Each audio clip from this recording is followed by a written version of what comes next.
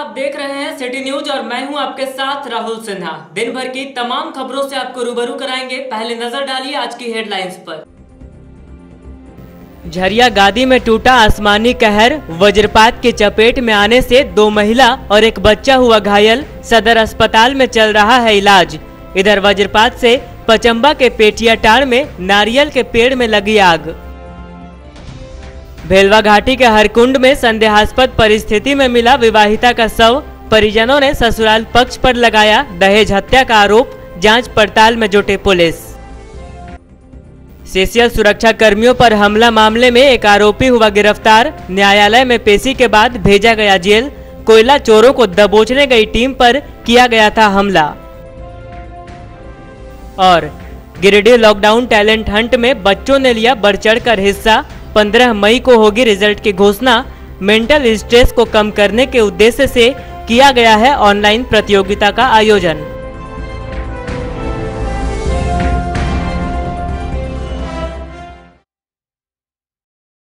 अब खबरें विस्तार से। मुफस्सिल थाना क्षेत्र के झरिया गादी में वज्रपात से 3 लोग घायल हो गए। वहीं पचंबा में भी वज्रपात हुआ जिससे हरे भरे पेड़ में आग लग गई। मुफस्सिल थाना क्षेत्र के झरिया गादी में रविवार को वज्रपात की चपेट में आकर 2 महिला और एक बच्चा घायल हो गया। घायलों को आनन फानन में सदर अस्पताल लाया गया, जहां फिलहाल तीनों का इलाज चल रहा है। बताया गया कि दोपहर के बाद अचानक आंधी पानी के साथ झरिया गादी गांव के एक घर के छत पर वज्रपात हो गया। घटना में 45 वर्षीय शाहिदा खातून, 30 वर्षीय जरीना खातून और 9 वर्षीय शकील वज्रपात से निकले करंट की जद में आ गए। घायल अवस्था में तीनों का इलाज सदर अस्पताल में चिकित्सकों की देखरेख में चल रहा है। इधर पचंबा थाना क्षेत्र के पेथियाटाड़ में भी एक नारियल के पेड़ में वज्रपात हो गया, जिससे पेड़ में आग लग गई और हरा भरा पेड़ धधक उठा। आग लगी है और ये इसके नीचे छानी का भी गाछ है। कृपया ये देखें, ये बहुत गरीब परिवार से बिलोंग कर रही है। नजर गिरने से कब की घटना ये? अभी 4 बजे अफ्तारी बना रहे थे, वही वो लोग आदमी लोग रमजान वाले बांटेंगे, 2-3 घर पहुँचाए इसे। उसके बाद तो फिर देने लगे तो वैसे ही हो गया। कितने आदमी आप लोग? 3 थे। पोती है। बनियाडीह में सीसीएल सुरक्षा कर्मियों पर हमला करने वाले आरोपी की गिरफ्तारी कर ली गई है। शुक्रवार को कोयला चोरों ने सुरक्षा कर्मियों पर हमला कर कईयों को घायल कर दिया था। बनियाडीह स्थित ओपन कास्ट क्षेत्र में अवैध कोयले की चोरी में लगे तस्करों को दबोचने गई सुरक्षा कर्मियों की टीम पर हमला करने के मामले में एक नामजद समेत अज्ञात पर प्राथमिकी दर्ज की गई है। सुरक्षा कर्मियों ने इस क्रम में एक कोयला चोर को दबोचने के बाद पुलिस के हवाले कर दिया है। दबोचा गया कोयला तस्कर सिकंदर ठाकुर पचंबा थाना क्षेत्र के नगरवा पत्थर धोबीडीह का रहने वाला है। इस संबंध में सीसीएल के एएसएसआई ओम प्रकाश दास के आवेदन पर प्रशिक्षु आईपीएस सह थाना प्रभारी मुकेश कुमार लुनायत ने प्राथमिकी दर्ज करते हुए मामले के अनुसंधान की जिम्मेवारी पुलिस अवर निरीक्षक गुप्तेश्वर शर्मा को सौंपी है। पुलिस ने प्राथमिकी दर्ज करने के बाद गिरफ्तार आरोपित को शनिवार को मुख्य न्यायिक दंडाधिकारी के समक्ष पेश किया, जहां से न्यायालय के आदेश पर उसे जेल भेज दिया गया। गौरतलब है कि ओपन कास्ट माइंस के पास कोयला चोरों द्वारा अवैध रूप से जमा किए गए कोयले को जब्त करने का काम किया जा रहा था। कोयला चोरों ने मौका पाकर लखारी निवासी होमगार्ड के जवान संदीप रजक के ऊपर जानलेवा हमला कर दिया था। इस हमले में संदीप घायल हो गए थे। इसी बीच पथराव करने के क्रम में सुरक्षा कर्मियों ने एक कोयला चोर को दबोच लिया। घायल जवान का इलाज सदर अस्पताल में कराया गया।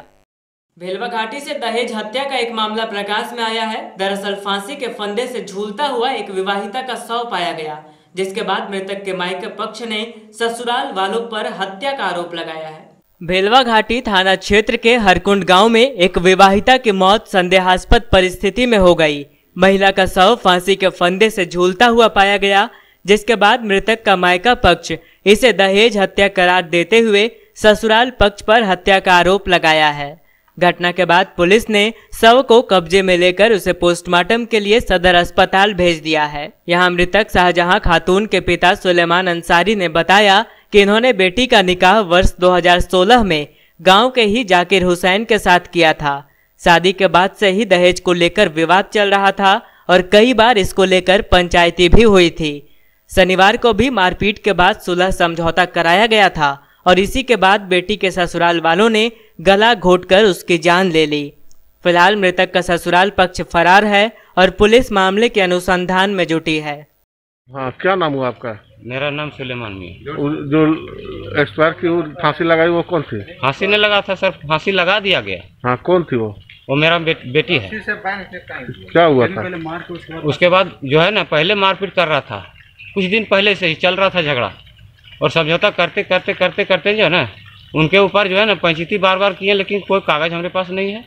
उसके बाद आज जो है ना ये हरकत हुआ।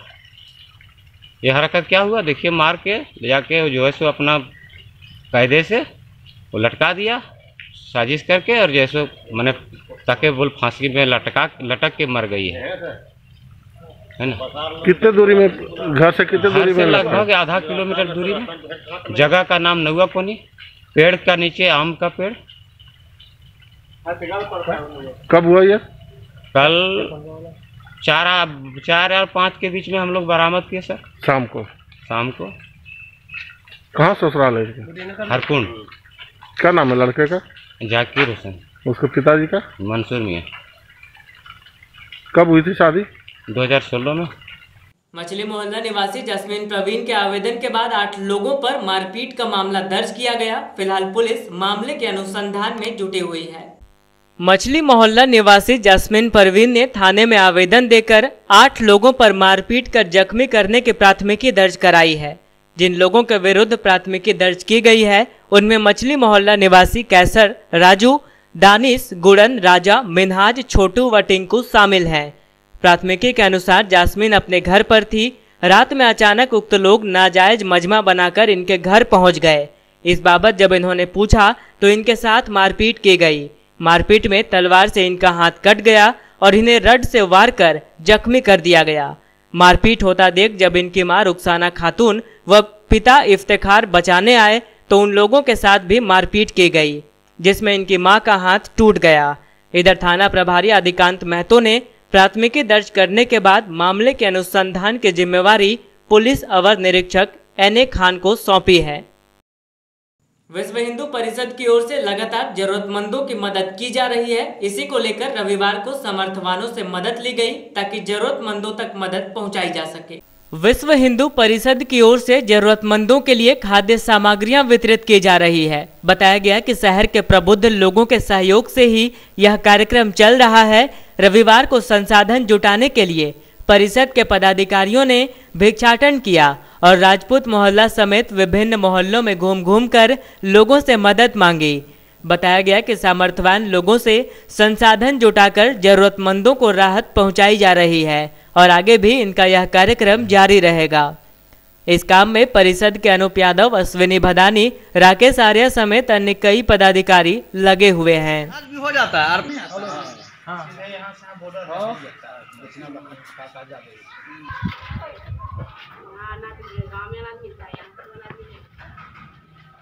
जो सहयोग कर सकते हैं, तन मन धन जो मन में आवे अपना आप सहयोग कर दीजिए, गरीब तक अनाज पहुंच जाए। बस यही आग्रह करने के लिए हम लोग आपको पता है।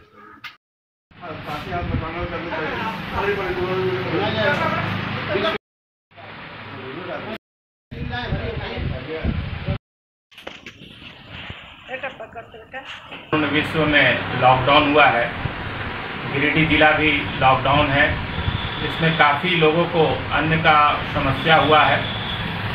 विश्व हिंदू परिषद समर्थ सक्षम व्यक्तियों से अन्न व धन संग्रह कर जरूरतमंद व्यक्तियों तक अनाज पहुंचाने का कार्य निरंतर कर रही है।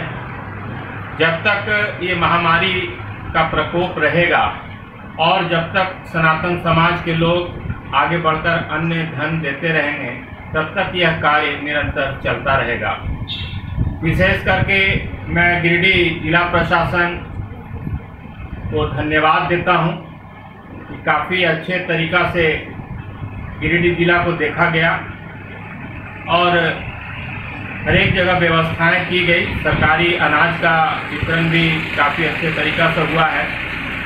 विशेष आग्रह होगा कि जिस व्यक्ति के यहाँ राशन कार्ड नहीं है या आधार कार्ड नहीं है और यहाँ नौकरी करने के लिए आए हैं या परेशानी उनके साथ है, वैसे व्यक्तियों को चिन्हित कर हम लोग तो पहुँचा ही रहे हैं।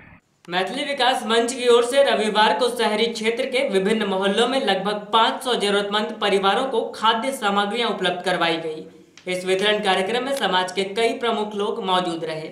मैथिली विकास मंच गिरिडीह की ओर से रविवार को शहर में जरूरतमंदों और गरीबों के बीच खाद्य सामग्रियों का वितरण किया गया।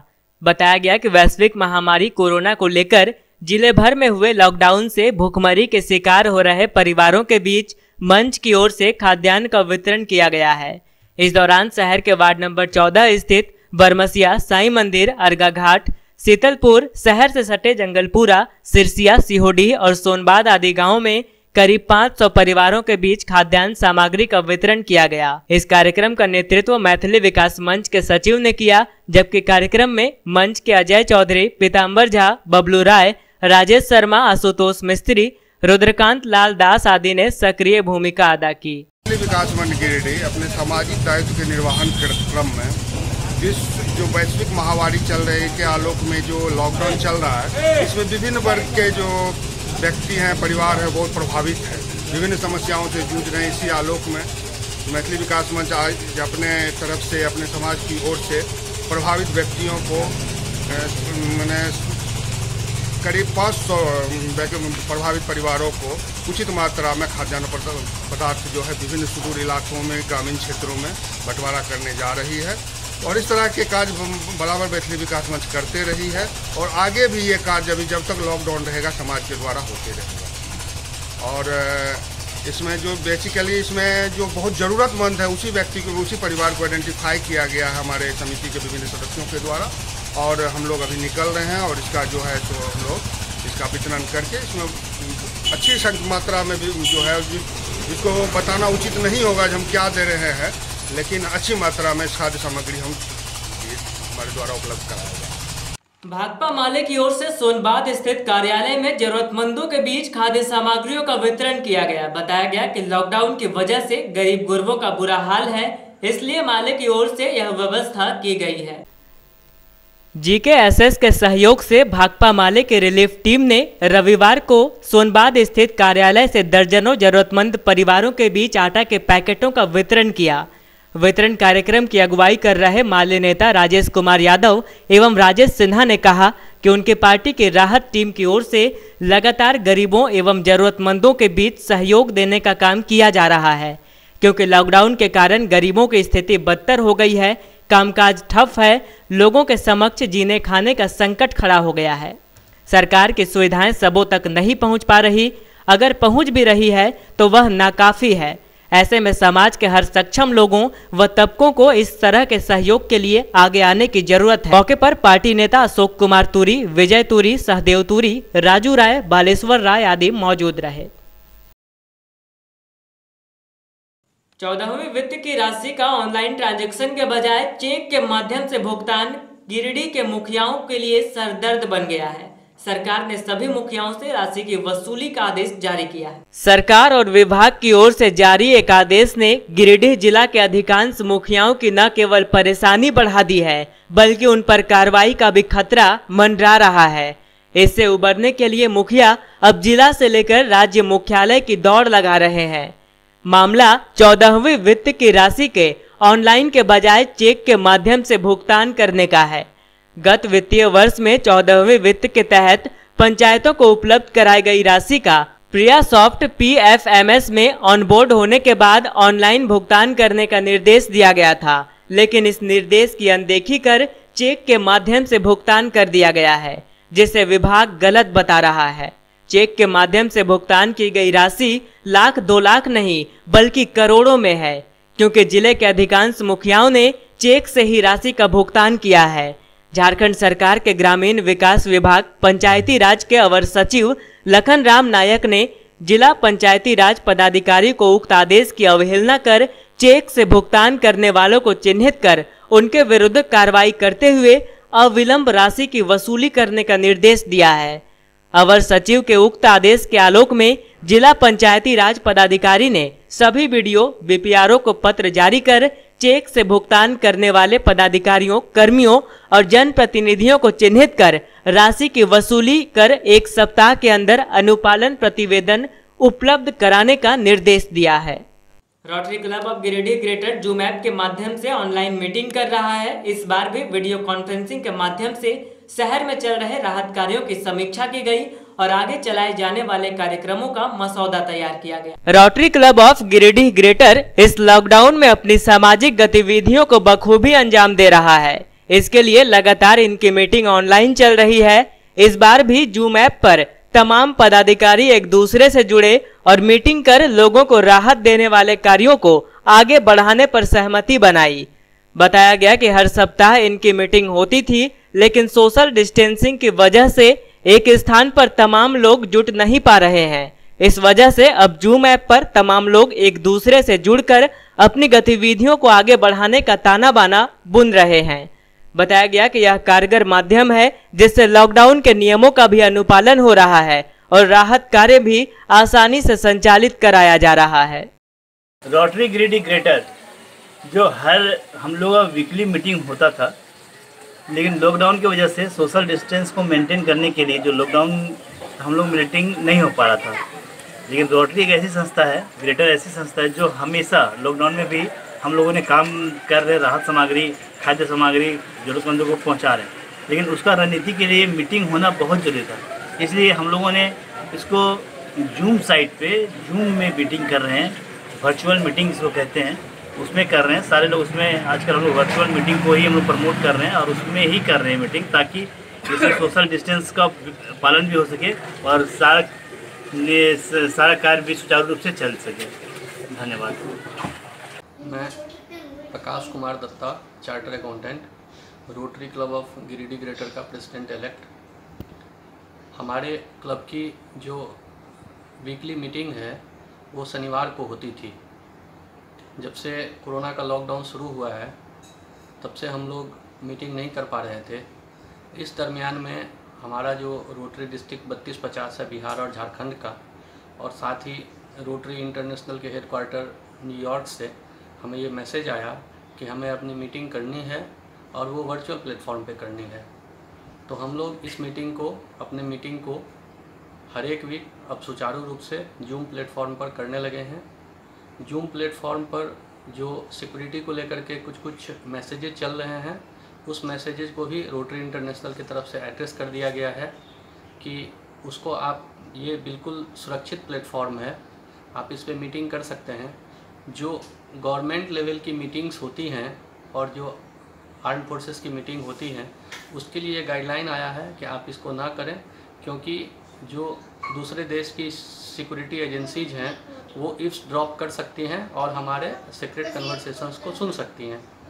लेकिन हमारे जो रोटरी की मीटिंग्स होती हैं और जो कॉरपोरेट्स मीटिंग होती हैं, उसके लिए ये जूम प्लेटफॉर्म बिल्कुल सुरक्षित है और इसके जो फीचर्स हैं वो फीचर्स भी काफ़ी अच्छे हैं और हम लोग उतना ही काम कर पा रहे हैं जूम प्लेटफॉर्म पर मीटिंग करके जितना हम फिजिकली मिल करके करते।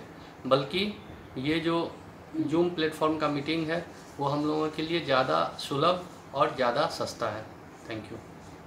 जमुआ चौक पर रविवार को नुक्कड़ नाटक के माध्यम से लोगों को कोरोना से बचाव के प्रति जागरूक किया गया। टीम दर्पण दृष्टि की ओर से आयोजित इस नाटक में साफ सफाई और मास्क, सैनिटाइजर आदि के उपयोग पर जोर दिया गया।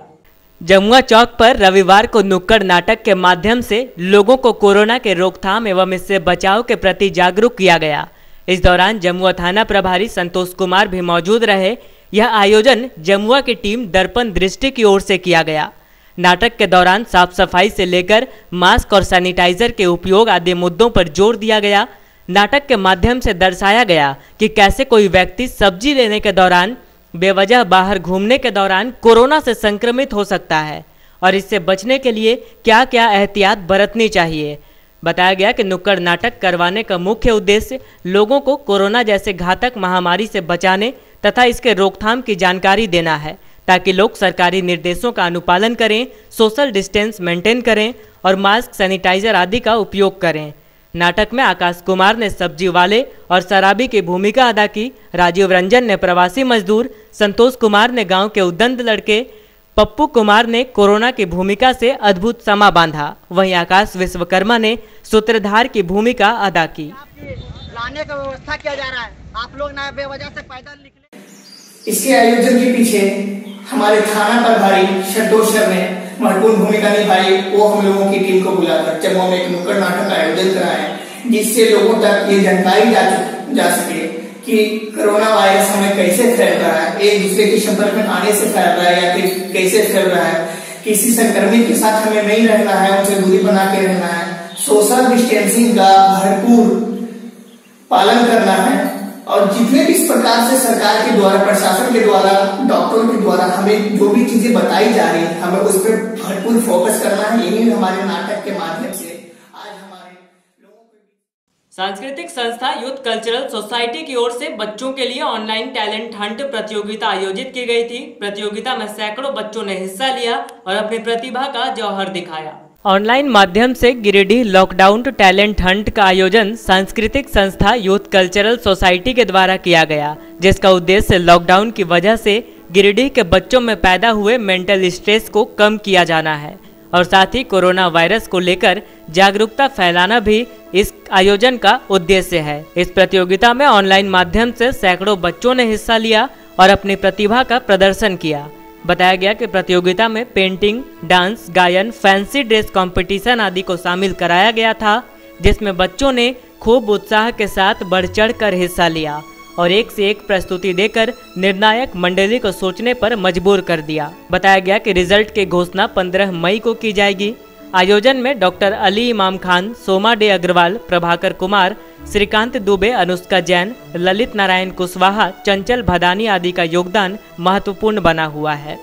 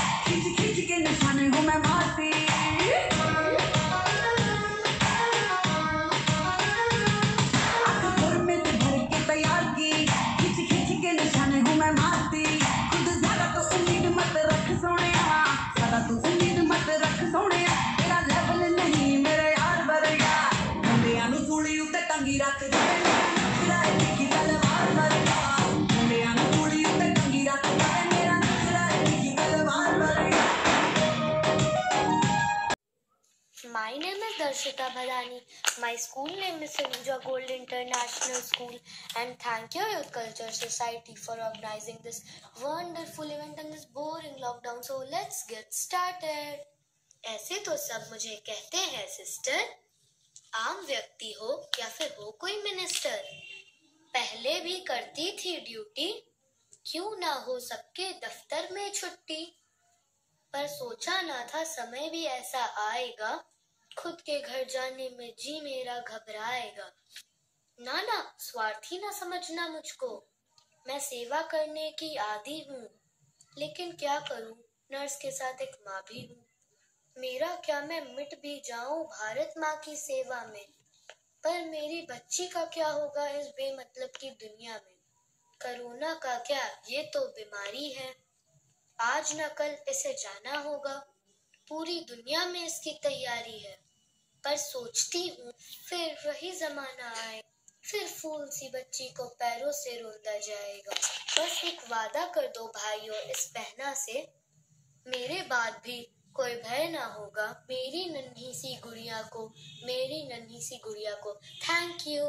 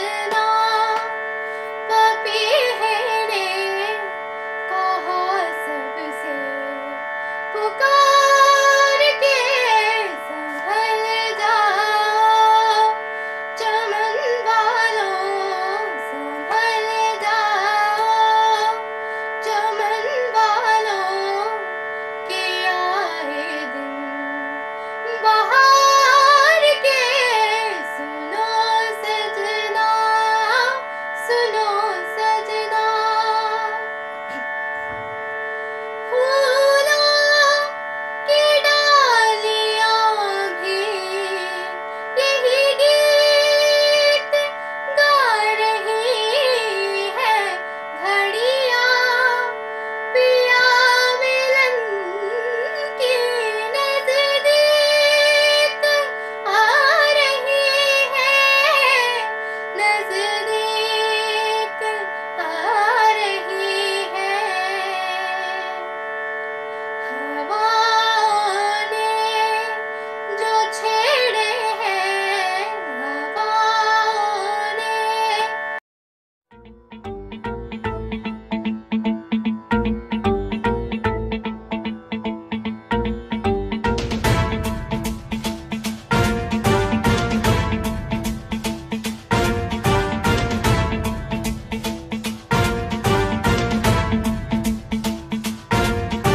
जटाटवी गलज्जल प्रवाह पावितस्थले कलेवलं व्यलम्बितां भुजङ्गतुङ्गमालिकान्तमड्डमड्डमड्डमन्निनादवड्डमर्वयं चकार चण्डताण्डवं तनोतु नः शिव शिवम्।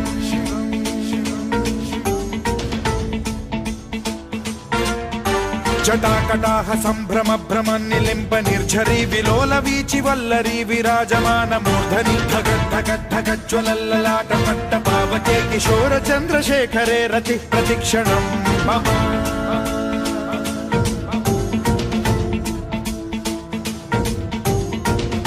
अच्युतं केशवं कृष्ण दामोदरम्, अच्युतं केशवं कृष्ण दामोदरं, राम नारायणं जानकी वल्लभम्। अच्युतं केशवं कृष्ण दामोदरम्, अच्युतं केशवं कृष्ण दामोदरं, राम नारायणं जानकी वल्लभम्, राम नारायणं जानकी वल्लभम्। कौन कहते हैं भगवान आते नहीं, कौन कहते हैं भगवान आते नहीं, तुम मीरा की जैसे बुलाते नहीं। नमस्कार, मैं निवेदिता मित्रा। आज मैं फैंसी ड्रेस प्रतियोगिता में पेड़ बनी हूँ और आज मैं आप लोगों को पेड़ के बारे में कुछ शब्द बोलना चाहती हूँ। पेड़ हमारे मानव के लिए बहुत आवश्यक है। ये हमें ऑक्सीजन, फल, फूल और औषधियाँ प्रदान करता है। फिर भी कुछ लोग इसे काट देते हैं। पेड़ हमारे धरती के लिए बहुत आवश्यक है। अगर हम इसे काट दें तो हमारे धरती पर बहुत असर पड़ता है। मेरी आप लोगों से विनम्रता है कि आप ज्यादा से ज्यादा पेड़ को लगाएं और धरती को हरा भरा बनाएं। तू जहाँ जहाँ चलेगा मेरा साया साथ होगा, मेरा साया मेरा साया मेरा साया मेरा साया। कभी मुझको याद करके जो बहेंगे तेरे आंसू, कभी मुझको याद करके जो बहेंगे तेरे आंसू, तो वहीं पे रोक लेंगे उन्हें आके मेरे आंसू। तू जिधर का रुख करेगा मेरा साया साथ होगा, मेरा साया मेरा साया मेरा साया मेरा साया। So I am gonna recite a poetry named Aaj Ki Draupadi, which is written by me. सोच सोच के समझ समझ के हाँ आज मुझे ये समझ आया, सोच सोच के समझ समझ के हाँ आज मुझे ये समझ आया कि आज की द्रौपदी को बचाने क्यों कोई केशव ना आ पाया।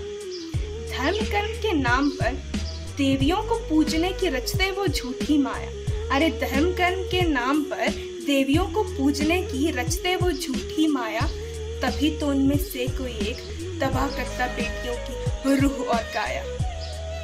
डर के डर से भी डरती हुई अब वो कुछ ना कह पाएगी, डर के डर से भी डरती हुई अब वो कुछ ना कह पाएगी। इज्जत गंवाने के बाद अपनी हाँ वो सूली को चढ़ जाएगी, हाँ वो सूली को चढ़ जाएगी। सच्चाई बन गई है कि द्रौपदी वो आज की दुर्गा रूप लेना लड़ सकी। सच्चाई बन गई है कि द्रौपदी वो आज की दुर्गा रूप लेना लड़ सकी। काश कोई केशव लौट आए तो वो दुर्गा रूप ले लड़ दिखाएगी, हाँ वो दुर्गा रूप ले लड़ दिखाएगी। सोच सोच के समझ समझ के अब मुझे ये समझ आया, सोच सोच के समझ समझ के अब मुझे ये समझ आया कि आज की द्रौपदी को बचाने वाले केशव की कहीं खो ही गई है छाया, बस कहीं खो ही गई है छाया। My name is Darshita Bhadani. My school's name is Saluja Gold International School, and thank you Youth Cultural Society for organizing this wonderful event in this boring lockdown. So let's get started. Jaisalmer के पास एक बड़ा सा गांव है जिसका नाम है नाचने। वहाँ जब भी कोई बस रुकती सब कहते नाचने वाली बस आई। बस का कंडक्टर भी जोर से चिल्लाता, नाचने वाली सारी सवारियां उतर जाएं, बस आगे बढ़ेंगी। एक दिन वहाँ रॉ का नौजवान इमरजेंसी में जैसलमेर पहुंचा। रात बहुत हो गई थी। वो सीधा थाने पहुंचा और थाने में जाके थाने के सिपाही से पूछा कि थानेदार साहब कहाँ है। उससे जवाब मिला वो तो नाचने गए हैं। फिर उसने पूछा कि डिप्टी साहब कहाँ गए हैं। उसे जवाब मिला कि वो भी नाचने गए हैं। फिर उसने लगा कि इसे अफीम पी रखी है, मैं एसपी के घर में फोन लगाता हूँ। उसने एसपी के घर में फोन लगाया। उसने पूछा कि एसपी जी कहाँ हैं। उससे जवाब मिला वो तो नाचने गए हैं। अरे गए हैं तो गए हैं, लेकिन कहाँ गए हैं। नाचने गए हैं, कल सुबह तक आ जाएंगे। उसका दिमाग ठनका और उसने कहा ये क्या हो रहा है सीमावर्ती जिले में, वो भी इतनी इमरजेंसी में। वहीं खड़ा मुंशी सुन रहा था। उसने कहा कि हुकुम, वो दिल्ली से कोई बड़े मिनिस्टर साहब नाचने आए हैं, इसीलिए सारे हकीम लोग भी नाचने गए हैं। Thank you. जननी जन्मभूमि तू स्वर्ग से महान है, कुर्बान तेरी आन पर हम सबों की जान है, हम सबों की जान है।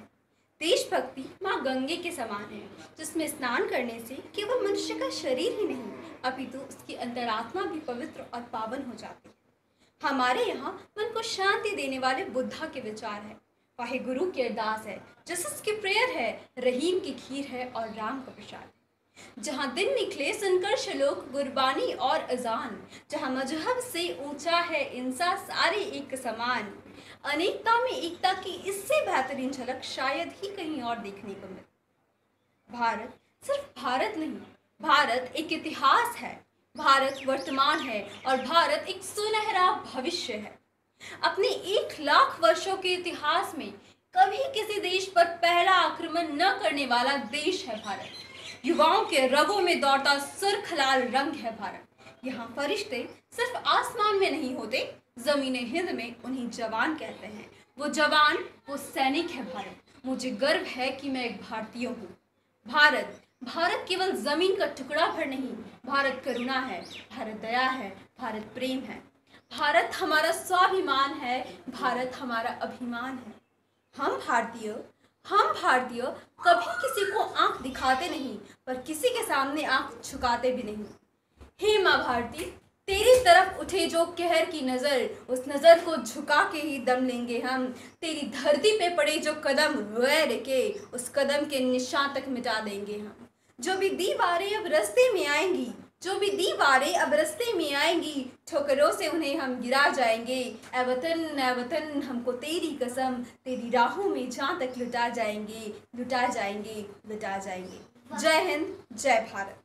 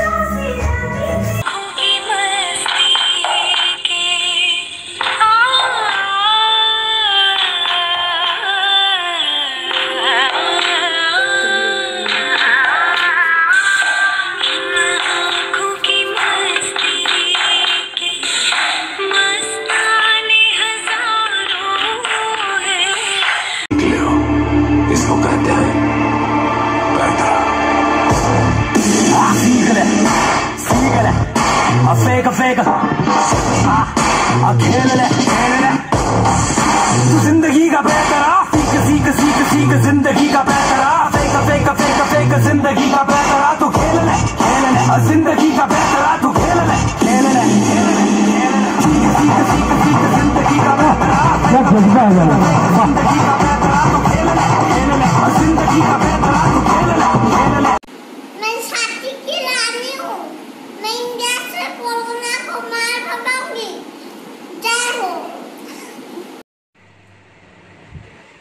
काला जादू कर दिया तेरी आंख सोनी, पूरा लंदन हिलता हिले जो तेरा लक सोनी। ओ मुंडिया नू मारेंगी ना एवें हस सोनिए, केड़ा पिंड शहर तेरा तू मैनू दस सोनी। ओ लगदी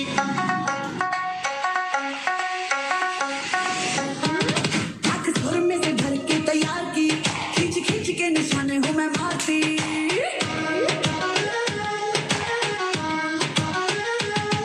आंख सुर में से भर के तैयार की, खींच खींच के निशाने हूँ मैं मारती। खुद ज्यादा तो उम्मीद मत रख सोने, ज्यादा तो उम्मीद मत रख सोने। तेरा लेवल नहीं मेरे यार वर्गा, मुंडिया नू सूली उत्ते टंगी रख दे। मेरा दिखी तलवार वर्गा, मुंडिया नू सूली उत्ते टंगी रख दे। मेरा दिखी तलवार वर्गा।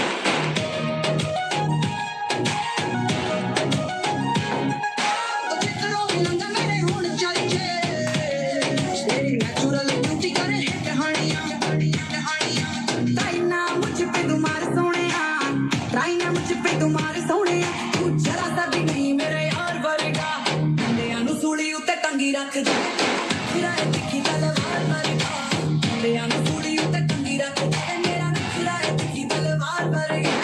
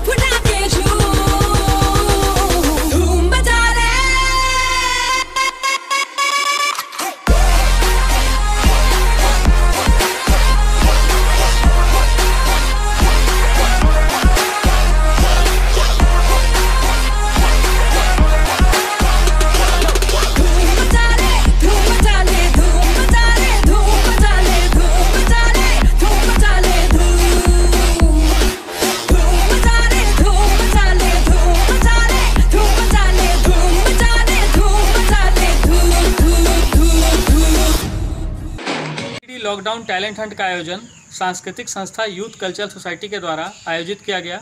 यह प्रतियोगिता पूरी तरह से ऑनलाइन थी और इसमें 6 इवेंट का आयोजन किया गया। सबसे पहले दिन ड्राइंग कंपटीशन और पोस्टर मेकिंग कंपटीशन आयोजित हुआ, जिसमें 120 बच्चों ने हिस्सा लिया। दूसरे दिन डांस कंपटीशन आयोजित किया गया, जिसमें 80 से ज़्यादा बच्चों ने हिस्सा लिया। तीसरे दिन सिंगिंग कंपटीशन था, जिसमें 50 से ज़्यादा बच्चों ने हिस्सा लिया। और चौथे दिन फैंसी ड्रेस कंपटीशन और ओपन माइक कंपटीशन रखा गया था, जिसमें 60 से ज़्यादा बच्चों ने हिस्सा लिया। इस पूरे प्रतियोगिता में जितने बच्चों ने भाग लिया है उनको डिफरेंट क्लास वाइज ग्रुप में बांटा जाएगा और उस हिसाब से उनको पुरस्कृत किया जाएगा।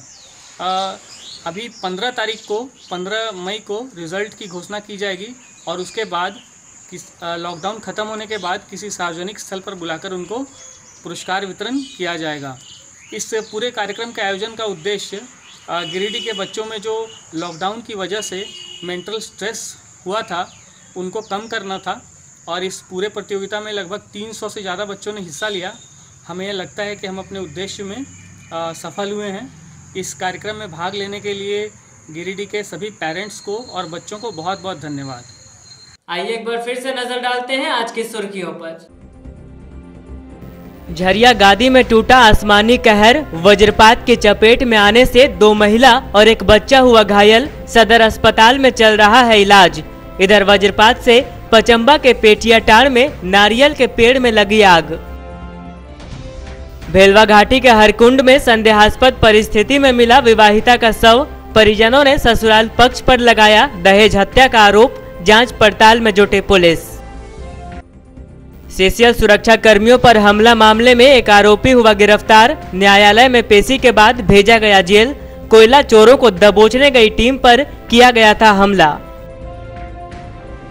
और गिरिडीह लॉकडाउन टैलेंट हंट में बच्चों ने लिया बढ़ चढ़कर हिस्सा, 15 मई को होगी रिजल्ट की घोषणा। मेंटल स्ट्रेस को कम करने के उद्देश्य से किया गया है ऑनलाइन प्रतियोगिता का आयोजन।